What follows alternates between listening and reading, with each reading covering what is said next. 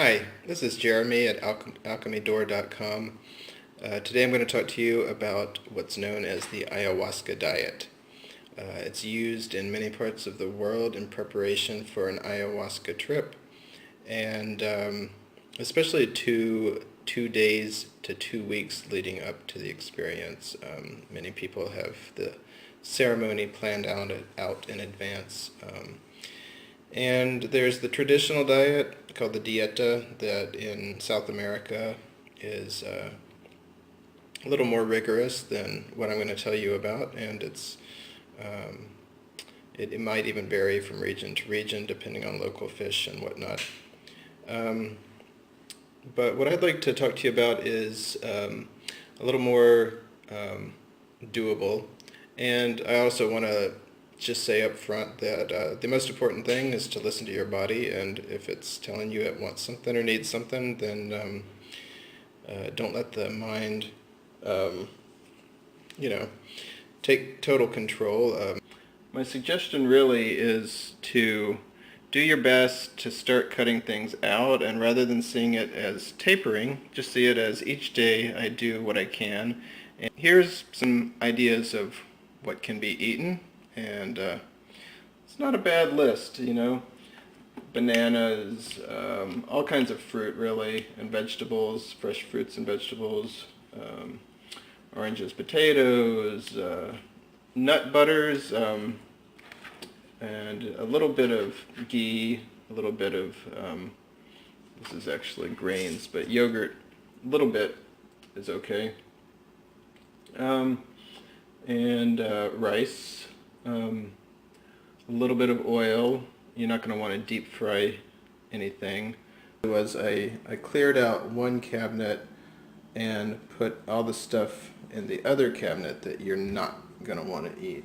So cutting out some of the main things like red meat and processed food and sugar and ingredients that you can't understand or pronounce. That's kind of the easy part. Cutting out salt is a little bit harder. Alcohol, marijuana, other recreational drugs. Shortbread, tasty bites, a lot of salt, pesto, processed rice thins, a lot of stuff. One of the hardest actually might be coffee and black tea, that kind of caffeine. Fortunately, I'm hearing that green tea is okay for, and whenever my body really needs or craves something, just give it in small doses, knowing that each day is an inch forward.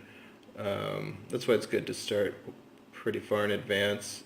And I also want to suggest that it's a lifestyle, meaning that the diet itself is is really a trip. You could do the entire diet without even using ayahuasca and see some interesting psychological benefits like increased dream activity, more vivid dreams, possibly other abilities and intuitive capacities, possibly some precognition, and so play with it.